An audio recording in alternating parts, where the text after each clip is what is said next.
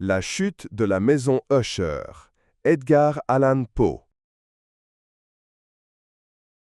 Au cours d'une journée d'automne terne, sombre et silencieuse, alors que les nuages pendaient lourdement et de manière oppressante dans les cieux, je cheminais seul, à cheval, à travers une contrée singulièrement lugubre, et finis par me trouver, à mesure que les ombres du soir s'épaississaient, en vue de la mélancolique maison Usher.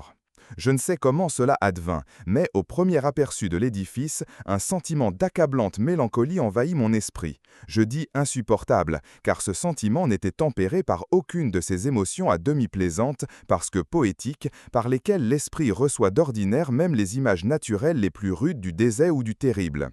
Je contemplais la scène devant moi, la simple maison elle-même et les contours simples du paysage du domaine, les murs blafards, les fenêtres béantes pareilles à des yeux vides, quelques lèches touffues et quelques troncs blanchis d'arbres décrépits, avec une dépression totale de l'âme que je ne peux comparer à aucune sensation terrestre, plus justement qu'à l'après-rêve de l'opiomane, le glissement amer dans la vie quotidienne, la hideuse chute du voile. Il y avait une froideur glaciale, un effondrement, un malaise du cœur, une morne désolation de la pensée que nul stimulant de l'imagination ne pouvait forcer à s'élever au sublime. Qu'était-ce donc? Je m'arrêtais pour réfléchir. Qu'était-ce donc qui me décontenançait tant dans la contemplation de la maison Usher? C'était un mystère tout à fait insoluble, et je ne pouvais saisir les fantômes vagues qui s'accumulaient en moi tandis que je méditais. Je fus contraint de m'en tenir à la conclusion insatisfaisante que, si, hors de tout doute, il existe des combinaisons d'objets naturels très simples qui ont le pouvoir de nous affecter ainsi, l'analyse de ce pouvoir relève néanmoins de considérations qui dépassent notre portée. Il était possible, pensais-je, qu'un simple arrangement différent des particularités de la scène, des détails du tableau, suffirait à modifier ou peut-être à anéantir sa capacité d'impression douloureuse. Et, agissant d'après cette idée, je retins mon cheval sur le bord abrupt d'un tarn noir et livide qui s'étendait avec un éclat imperturbable près de la demeure, et regardais, mais avec un frisson plus pénétrant encore qu'auparavant, les images remodelées et inversées de la lèche grise et des troncs d'arbres spectraux et des fenêtres vides et semblables à des yeux. Néanmoins, dans ce sombre manoir, je me proposais maintenant d'y séjourner quelques semaines. Son propriétaire, Roderick Usher, avait été un de mes intimes compagnons d'enfance. Mais bien des années s'étaient écoulées depuis notre dernière rencontre. Une lettre, cependant, m'était parvenue récemment, dans une contrée éloignée, une lettre de lui, laquelle, par sa nature étrangement impérieuse, n'admettait aucune autre réponse qu'une réponse personnelle. Le manuscrit témoignait d'une agitation nerveuse. L'auteur parlait d'une grave maladie physique, d'un désordre mental qui l'accablait et d'un désir ardent de me voir, moi, son meilleur et même son seul ami personnel, dans l'espoir de tenter, par la gaieté de ma compagnie, quelque soulagement de son mal. Ce fut la manière dont tout ceci, et bien plus encore, était dit. Ce fut le cœur apparent qui accompagnait sa requête, qui ne me laissa aucune place à l'hésitation. Et j'obéis en conséquence aussitôt à ce que je considérais encore comme une convocation fort singulière. Bien que, enfant, nous eussions été des compagnons intimes, pourtant je ne connaissais en réalité que peu de choses de mon ami. Sa réserve avait toujours été excessive et habituelle. Je savais, cependant, que sa très ancienne famille avait été, de tout temps, remarquée pour une sensibilité de tempérament particulière, se manifestant, à travers de longs âges, dans de nombreuses œuvres d'art sublimes, et manifestée, ces derniers temps, par des actes répétés de charité munificente, municipante, mais discrète, ainsi que par une dévotion passionnée aux subtilités, peut-être même plus qu'aux beautés orthodoxes et facilement reconnaissables de la science musicale. J'avais appris aussi le fait très remarquable que la souche de la race Usher, aussi ancienne et honorée fut-elle, n'avait produit à aucune période aucune branche durable. En d'autres termes, que la famille entière suivait la ligne directe de descendance et avait toujours, avec de très insignifiantes et très temporaires variations, ainsi perduré.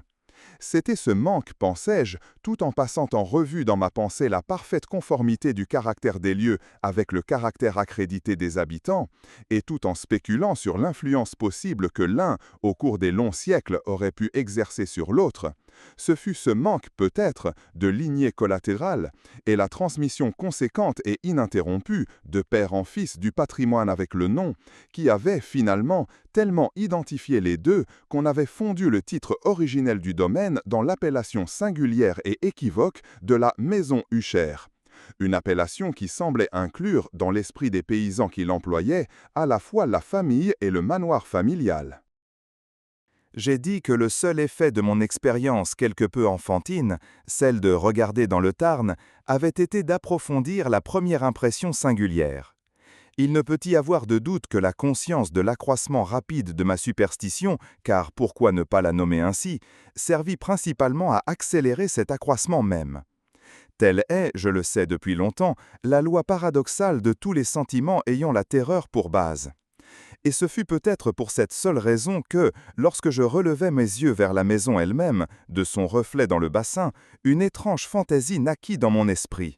Une fantaisie si ridicule en vérité que je ne la mentionne que pour montrer la force vive des sensations qui m'accablaient. J'avais tellement exalté mon imagination que je crus vraiment que sur tout le manoir et le domaine flottait une atmosphère qui leur était propre et à leur voisinage immédiat. Une atmosphère qui n'avait aucune affinité avec l'air du ciel, mais qui s'était exhalée des arbres décomposés et du mur gris et du Tarn silencieux, une vapeur pestilentielle et mystique, terne, lourde, faiblement discernable et de teinte plombée. Secouant de mon esprit ce qui devait être un rêve, j'examinais plus attentivement l'aspect réel de l'édifice. Sa principale caractéristique semblait être une antiquité excessive. La décoloration due aux âges était prononcée. De minuscules champignons recouvraient tout l'extérieur, pendant en un fin entrelac de toiles d'araignée des avant-toits. Pourtant, tout cela ne tenait pas à une décrépitude extraordinaire. Aucune portion de la maçonnerie n'était tombée, et il semblait y avoir une sauvage incohérence entre l'adaptation encore parfaite de ces parties et l'état de décomposition des pierres individuelles. En cela, il y avait beaucoup qui me rappelaient la totalité spécieuse des vieilles boiseries qui ont pourri de longues années dans quelques caveaux négligés sans être troublés par le souffle de l'air extérieur. Au-delà de cette indication d'une vaste décrépitude, cependant, la structure donnait peu de signes d'instabilité. Peut-être l'œil d'un observateur scrutateur aurait-il découvert une fissure à peine perceptible, laquelle, s'étendant du toit de l'édifice sur le devant, s'abaissait le long du mur en direction de zigzag jusqu'à se perdre dans les eaux lugubres du Tarn. Ayant remarqué ces choses, je traversai une courte chaussée pour me rendre à la maison. Un serviteur en attente prit mon cheval et j'entrai sous l'arche gothique du vestibule. Un valet, au pas furtif, me conduisit ensuite, en silence, à travers de nombreux passages sombres et tortueux dans ma progression vers le cabinet de son maître. Beaucoup de ce que je rencontrai en chemin contribua, je ne sais comment, à exalter les vagues sentiments dont j'avais déjà parlé. Tandis que les objets autour de moi, tandis que les sculptures des plafonds, les sombres tapisseries des murs, la noirceur d'ébène des planchers et les fantasmagoriques trophées armoriaux qui résonnaient à chacun de mes pas, n'étaient que des choses auxquelles, ou à de pareilles choses, j'avais été habitué depuis mon enfance. Tandis que je n'hésitais pas à reconnaître combien tout cela m'était familier, je m'étonnais cependant de trouver combien peu familières étaient les fantaisies que de si ordinaires images suscitaient. Sur l'un des escaliers, je rencontrai le médecin de la famille. Son visage, pensai-je, portait une expression mêlée de ruse dissimulée et de perplexité. Il m'accosta avec trépidation et passa outre. Le valet ouvrit alors une porte et me fit entrer en présence de son maître. La pièce dans laquelle je me trouvais était très vaste et d'une grande hauteur. Les fenêtres étaient longues, étroites et ogivales, et si éloignées du plancher de chêne moire qu'elles étaient totalement inaccessibles de l'intérieur. De faibles lueurs de lumière empourprée se frayaient un chemin à travers les carreaux treillissés, et servaient à rendre suffisamment distincts les objets les plus saillants alentour. L'œil, cependant, luttait en vain pour atteindre les angles les plus reculés de la chambre ou les recoins du plafond voûté et orné. De sombres draperies pendaient au mur. Le mobilier général était profus, inconfortable, antique et délabré. De nombreux livres et instruments de musique gisaient épars, mais ne parvenaient pas à insuffler de vitalité à la scène. Je sentais que je respirais une atmosphère de tristesse. Un air de morne, profonde et irrémédiable obscurité planait et imprégnait tout. À mon entrée, Usher se leva d'un sofa sur lequel il était étendu de tout son long et me salua avec une chaleur vive qui avait, pensai-je d'abord, beaucoup de l'excès de cordialité, de l'effort contraint de l'homme ennuyé du monde. Un coup d'œil, cependant, à son visage me convainquit de sa parfaite sincérité. Nous nous assîmes et, pendant quelques instants, tandis qu'il ne parlait pas, je le contemplais avec un sentiment moitié de pitié, moitié de terreur respectueuse. Assurément, jamais homme ne s'était auparavant si terriblement altéré, en si bref laps de temps, que Roderick Usher. Ce fut avec difficulté que je pus me résoudre à admettre l'identité de l'homme en face de moi avec le compagnon de ma première enfance. Pourtant, le caractère de son visage avait été de tout temps remarquable.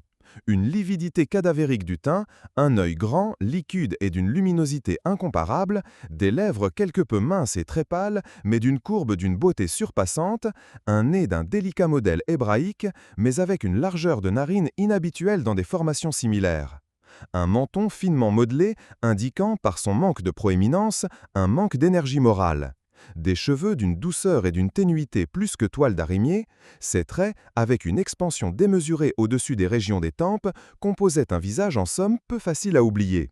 Et maintenant, dans la simple exagération du caractère prédominant de ces traits et de l'expression qu'ils avaient coutume de transmettre, résidaient tant de changements que je doutais à qui je parlais. La pâleur à présent cadavérique de la peau et l'éclat à présent miraculeux de l'œil, par-dessus tout, me firent sursauter et même me terrifièrent. Les cheveux soyeux aussi avaient été laissés croître sans entrave, et comme, dans leur texture folle et éthérée, ils flottaient plutôt qu'ils ne tombaient autour du visage, je ne pouvais, même avec effort, associer leur expression arabesque à aucune idée de simple humanité. Dans les manières de mon ami, je fus frappé sur le champ d'une incohérence, d'une inconséquence. Et je découvris bientôt que cela provenait d'une série de luttes faibles et futiles pour vaincre une trépidation habituelle, une agitation nerveuse excessive. Car à quelque chose de cette nature, j'avais en vérité été préparé, non moins par sa lettre que par des réminiscences de certains traits de jeunesse, et par des conclusions déduites de sa conformation physique et de son tempérament singulier. Son action était alternativement vive et maussade. Sa voix variait rapidement d'une indécision tremblante, lorsque les esprits animaux semblaient totalement en suspens, à cette espèce de concision énergique, cette énonciation abrupte, lourde, non hâtée, et au son creux, cette émission gutturale plombée, parfaitement équilibrée et modulée, que l'on peut observer chez l'ivrogne égaré ou le mangeur d'opium irrécupérable durant les périodes de sa plus intense excitation. C'est ainsi qu'il parla de l'objet de ma visite, de son ardent désir de me voir et du réconfort qu'il espérait que je lui apporterais. Il développa, avec une certaine ampleur, ce qu'il concevait être la nature de son mal. C'était, dit-il, un mal constitutionnel et familial, et pour lequel il désespérait de trouver un remède. Une simple affection nerveuse, ajouta-t-il aussitôt, qui passerait sans doute bientôt. Elle se manifestait par une foule de sensations contre nature. Certaines de celles-ci, telles qu'il les détailla, m'intéressèrent et me déroutèrent, bien que, peut-être, les termes et la manière générale de la narration aient eu leur poids. Il souffrait beaucoup d'une acuité morbide des sens. La nourriture la plus insipide était seule supportable. Il ne pouvait porter que des vêtements d'une certaine texture. Les odeurs de toutes les fleurs lui étaient oppressantes. Ses yeux étaient torturés par la plus faible lumière. Et seuls des sons particuliers, et ceux-là provenant d'instruments à cordes, ne lui inspiraient pas d'horreur.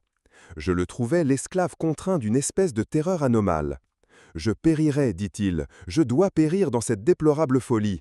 C'est ainsi et non autrement que je serai perdu. Je redoute les événements de l'avenir, non pas en eux-mêmes, mais dans leurs conséquences. Je frissonne à la pensée de tout incident, même le plus trivial, qui pourrait agir sur cette intolérable agitation de l'âme. Je n'ai en vérité aucune horreur du danger, sauf dans son effet absolu, dans la terreur. Dans cet état énervé, dans cette condition pitoyable, je sens que le moment arrivera tôt ou tard où je devrai abandonner la vie et la raison ensemble, dans quelque lutte avec le sinistre fantasme, la peur. » J'appris, de plus, par intermittence, et à travers des allusions fragmentées et équivoques, une autre particularité singulière de son état mental. Il était enchaîné par certaines impressions superstitieuses concernant la demeure qu'il habitait, et d'où, depuis de nombreuses années, il n'était jamais sorti. concernant une influence dont la force supposée était exprimée en termes trop nébuleux ici pour être redite. Une influence que certaines particularités dans la simple forme et substance de son manoir familial avaient, à force d'une longue souffrance, disait-il, obtenu sur son esprit. Un effet que le physique des murs gris et des tourelles, et du Dimtarn dans lequel ils se reflétaient tous, avait, à la longue, produit sur le moral de son existence. Il admit cependant, bien qu'avec hésitation, qu'une grande partie de la mélancolie particulière qui l'affligeait ainsi pouvait être attribuée à une origine plus naturelle et bien plus palpable.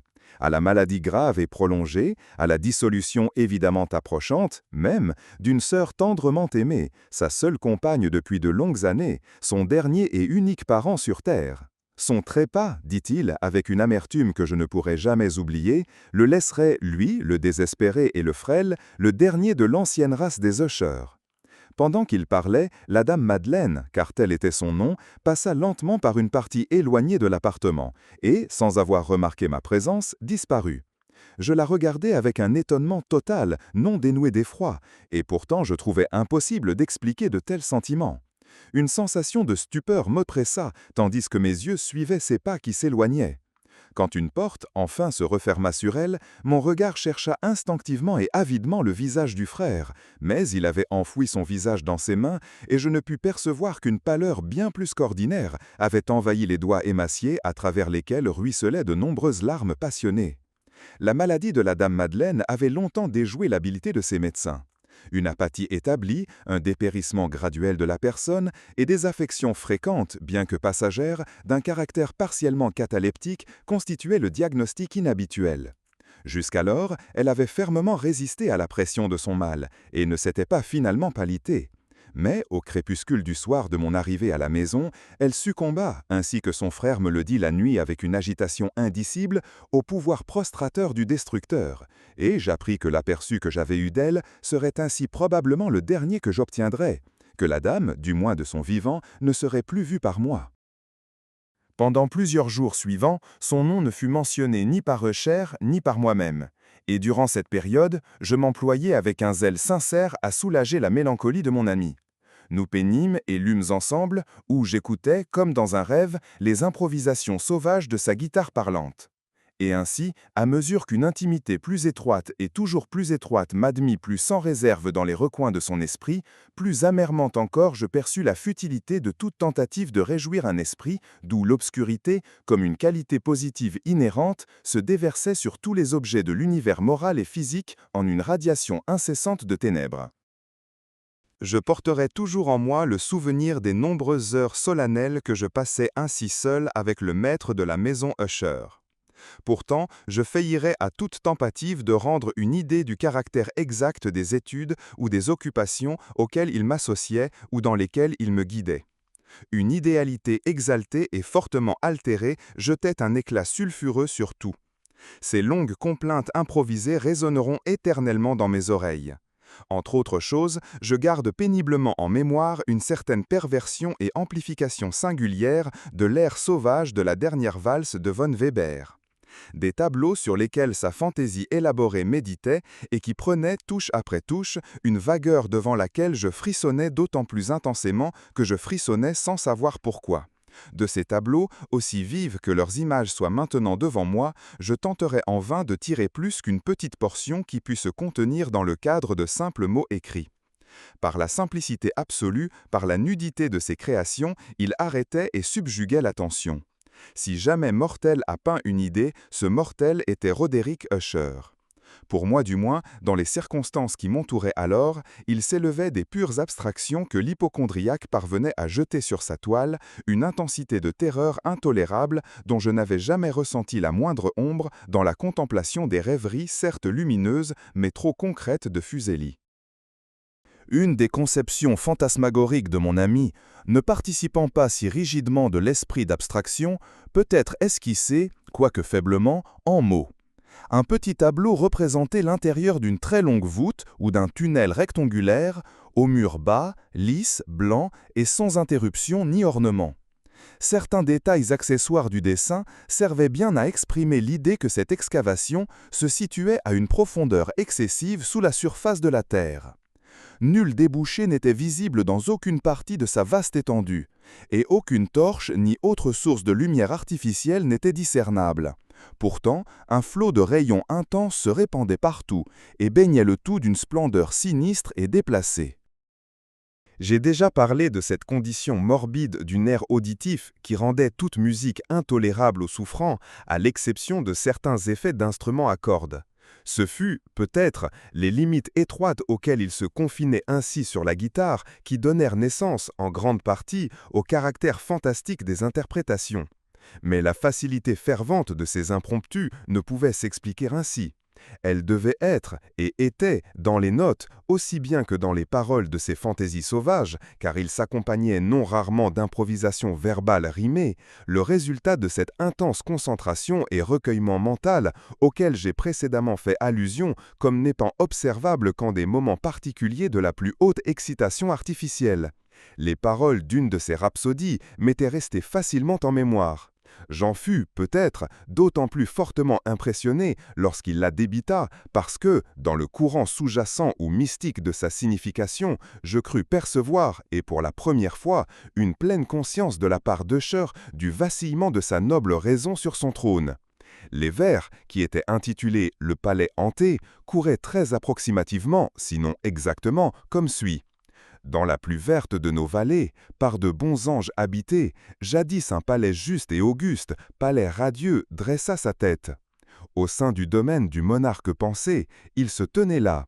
Jamais séraphin n'étendit d'ailes sur ouvrage à moitié si beau. Des bannières jaunes, glorieuses, dorées, sur son toit flottaient et ondulaient. Tout ceci était dans le vieux temps d'antan. Et chaque doux souffle qui folâtrait, en ce doux jour, le long des remparts emplumés et blafards, une odeur ailée s'en allait. Les voyageurs dans cette heureuse vallée, par deux fenêtres lumineuses voyaient des esprits se mouvoir musicalement, au diapason bien réglé d'un luth, autour d'un trône où siégeant Porphyrogénète. En apparat digne de sa gloire, le maître du royaume était vu. Et toute de perles et de rubis étincelants était la belle porte du palais, par laquelle venait couler, couler, couler, et étinceler sans cesse, une troupe d'échos dont le doux devoir était de seulement chanter, en voix d'une beauté surpassante, l'esprit et la sagesse de leur roi. Mais des choses mauvaises, en robe de douleur, assaillirent le haut état du monarque. Ah, pleurons, car jamais demain ne poindra sur lui, désolé. Et, tout autour de sa demeure, la gloire qui rougissait et fleurissait n'est qu'une histoire à peine remémorée du vieux temps enseveli. Et les voyageurs maintenant dans cette vallée, par les fenêtres rougies voient de vastes formes qui se meuvent fantastiquement au son d'une mélodie discordante. Tandis que, tel un fleuve rapide et sinistre, par la porte pâle, une foule hideuse jaillit à jamais, et rit, mais ne sourit plus. Je me souviens bien que les suggestions nées de cette ballade nous entraînèrent dans un courant de pensée où se manifesta une opinion d'Usher que je ne mentionne pas tant en raison de sa nouveauté, car d'autres hommes ont ainsi pensé, qu'en raison de la persistance avec laquelle il la soutenait. Cette opinion, dans sa forme générale, était celle de la sentience de toutes les choses végétales. Mais, dans son imagination désordonnée, l'idée avait pris un caractère plus audacieux et s'était aventurée, sous certaines conditions, jusqu'au royaume de l'inorganisation. Il me manque des mots pour exprimer la pleine étendue ou l'ardent abandon de sa conviction. Cette croyance, cependant, était liée, ainsi que je l'ai précédemment suggéré, aux pierres grises de la demeure de ses ancêtres. Les conditions de la sentience avaient été ici, imaginait-il, remplies dans la méthode de colocation de ces pierres, dans l'ordre de leur arrangement, ainsi que dans celui des nombreux champignons qui les recouvraient, et des arbres décomposés qui se tenaient alentour. Par-dessous tout, dans la longue persistance inaltérée de cet arrangement, et dans sa réduplication dans les eaux stagnantes du Tarn. Son évidence, l'évidence de la sentience, devait se voir, dit-il, et je sursautais alors qu'il parlait, dans la condensation graduelle mais certaine d'une atmosphère propre autour des eaux et des murs.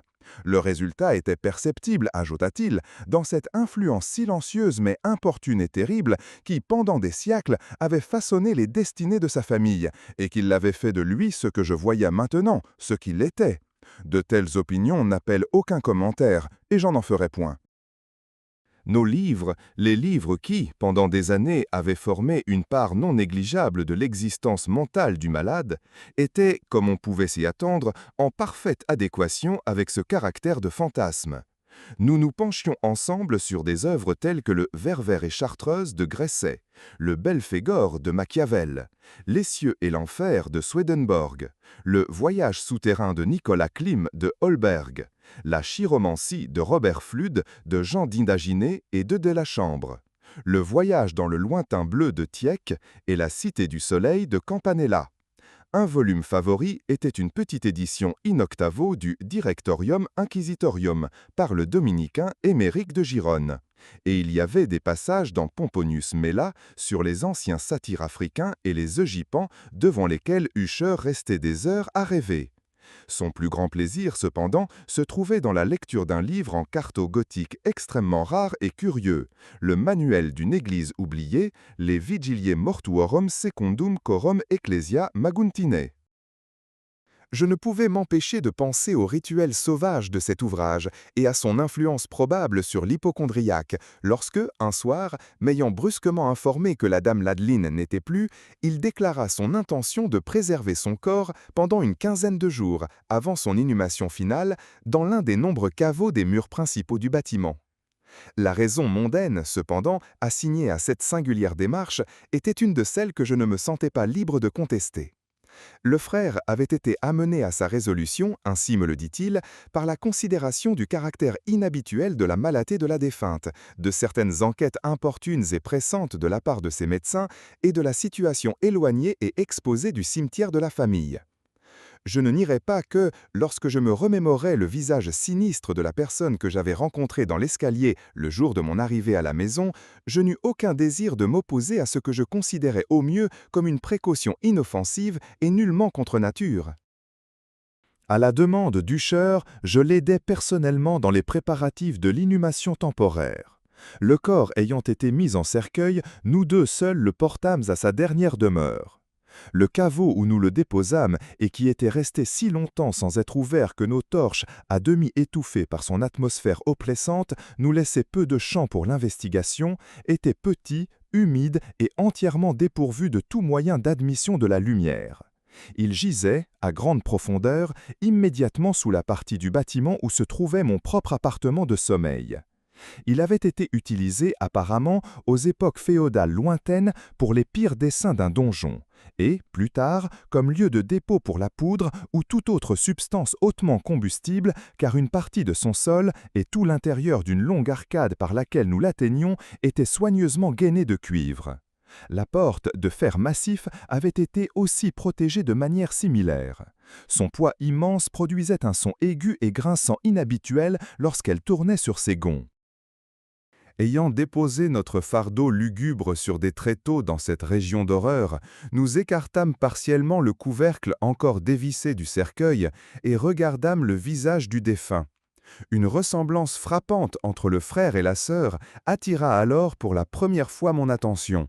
Et Usher, devinant peut-être mes pensées, murmura quelques mots dont j'appris que la défunte et lui-même avaient été jumeaux, et que des sympathies d'une nature à peine intelligible avaient toujours existé entre eux.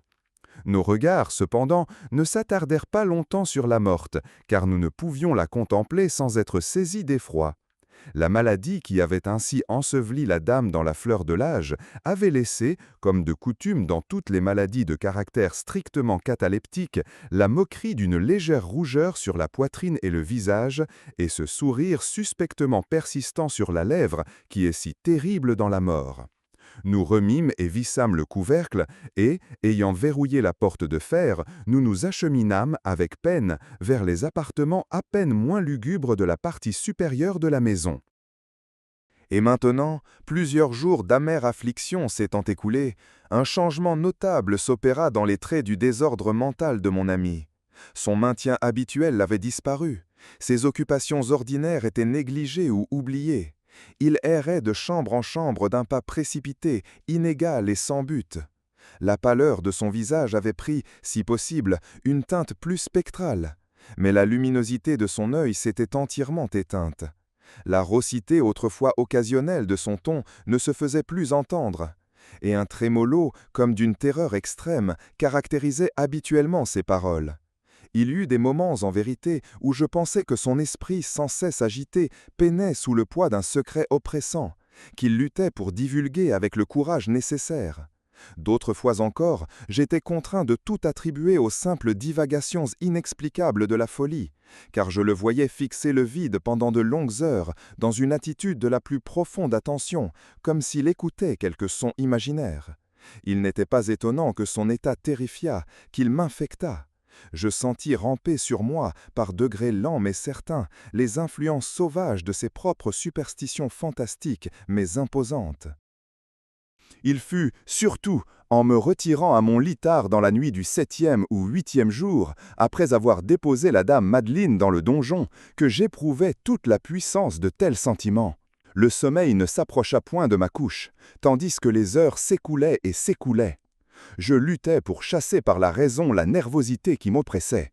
Je m'efforçais de croire qu'une grande partie, sinon la totalité, de ce que je ressentais était due à l'influence troublante du mobilier lugubre de la chambre, des sombres draperies déchirées qui, tourmentées par le souffle d'une tempête montante, se balançaient par intermittence de ci de là sur les murs et bruissaient avec inquiétude autour des ornements du lit. Mais mes efforts furent infructueux. Un tremblement irrépressible envahit peu à peu mon être, et, enfin, il s'assit sur mon cœur même, un incube d'une alarme absolument sans cause. Secouant cela avec un haletement et une lutte, je me soulevai sur les oreillers et, scrutant attentivement l'obscurité intense de la chambre, j'écoutais, je ne sais pourquoi, si ce n'est qu'un esprit instinctif m'y poussait, certains sons bas et indéfinis qui parvenaient, à travers les pauses de la tempête, à de longs intervalles, je ne savais d'où. Submergé par un intense sentiment d'horreur, inexplicable mais insupportable, j'enfilai mes vêtements avec hâte, car je sentais que je ne dormirais plus de la nuit, et m'efforçai de me tirer de la pitoyable condition dans laquelle j'étais tombé, en arpentant rapidement l'appartement de long en large. Je n'avais fait que quelques pas de cette manière lorsqu'un léger pas dans un escalier voisin arrêta mon attention. Je le reconnus aussitôt comme celui d'Usher. Un instant après, il frappa d'un léger coup à ma porte et entra portant une lampe. Son visage était, comme à l'accoutumée, d'une pâleur cadavérique. Mais, de plus, il y avait dans ses yeux une sorte de folle hilarité, une hystérie visiblement contenue dans tout son maintien. Son air m'épouvanta, mais tout était préférable à la solitude que j'avais si longtemps endurée, et je saluais même sa présence comme un soulagement. « Et vous ne l'avez pas vu ?» dit-il brusquement, après avoir contemplé autour de lui pendant quelques instants en silence. « Vous ne l'avez donc pas vu? Mais attendez, vous le verrez. » Ayant ainsi parlé, et après avoir soigneusement tamisé sa lampe, il se précipita vers l'une des croisées et l'ouvrit librement à la tempête. L'impétueuse fureur de la rafale entrante nous soulevait presque de terre. C'était, en vérité, une nuit orageuse mais sévèrement belle, et d'une singularité sauvage dans sa terreur et sa beauté. Un tourbillon avait apparemment rassemblé sa force dans notre voisinage, car il y avait des altérations fréquentes et violentes dans la direction du vent. Et l'extrême densité des nuages, qui pendaient si bas qu'ils pressaient sur les tourelles de la maison, ne nous empêchait pas de percevoir la vélocité animée avec laquelle ils volaient à toute allure de tous les points les uns contre les autres, sans s'éloigner dans le lointain. Je dis que même leur densité extrême ne nous empêchait pas de percevoir cela. Pourtant, nous n'eûmes aucun aperçu de la lune ou des étoiles, ni aucun éclair. Mais les surfaces inférieures des immenses masses de vapeur agitées, ainsi que tous les objets terrestres immédiatement autour de nous, luisaient de la lumière anormale d'une exhalaison gazeuse faiblement lumineuse et distinctement visible qui planait autour et enveloppait le manoir. « Vous ne devez pas, vous ne contemplerez pas cela, dis-je en frissonnant à Usher, tandis que je le conduisais d'une douce violence de la fenêtre à un siège.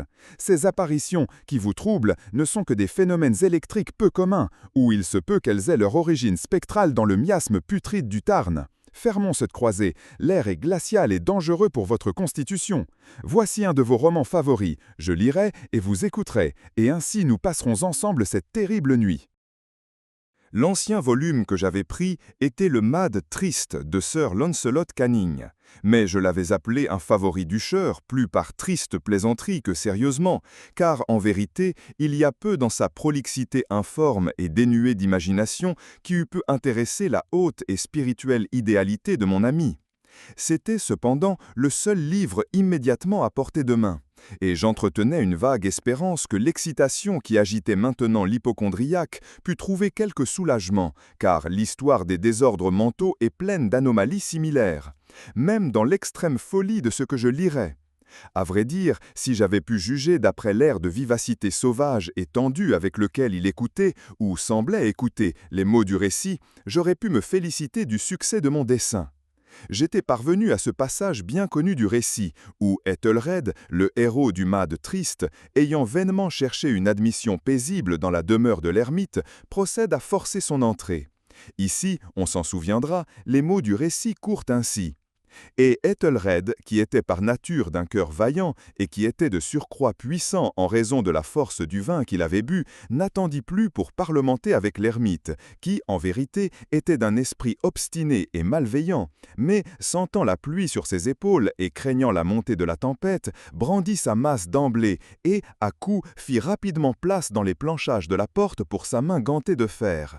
Et, tirant alors vigoureusement, il craqua et déchira et mit tout en lambeaux, de sorte que le bruit du bois sec et au son creux alarma et retentit à travers toute la forêt. À la fin de cette phrase, je sursautai et, pour un instant, m'interrompis, car il me sembla, bien que je conclusse aussitôt que mon imagination exaltée m'avait trompé, il me sembla que, d'une portion très reculée du manoir, parvenait indistinctement à mes oreilles ce qui aurait pu être, dans son exacte similitude de caractère, l'écho, mais un écho étouffé et sourd assurément, du craquement et du déchirement même que Sir Lancelot avait si particulièrement décrit. Ce fut, hors de tout doute, la seule coïncidence qui eût arrêté mon attention, car, au milieu du cliquetis des châssis des croisées et des bruits mêlés ordinaires de la tempête toujours grandissante, le son, en soi, n'avait rien, assurément, qui dût m'intéresser ou me troubler. Je continuais le récit. Mais le bon champion Ethelred, entrant alors par la porte, fut fort enragé et stupéfait de ne percevoir aucun signe de l'ermite malveillant. Mais, au lieu de cela, un dragon d'un aspect écailleux et prodigieux, et d'une langue de feu, qui siégeait en garde devant un palais d'or au plancher d'argent. Et sur le mur pendait un bouclier d'airain, brillant avec cette légende inscrite. Qui entre ici, un conquérant a été, qui tue le dragon, le bouclier il remportera. Et Ethelred brandit sa masse et frappa sur la tête du dragon, lequel tomba devant lui et rendit son souffle pestilentiel avec un cri si horrible et rauque et de surcroît si perçant qu'Ethelred fut contraint de se boucher les oreilles de ses mains contre son épouvantable bruit, tel que jamais on n'en avait entendu de pareil.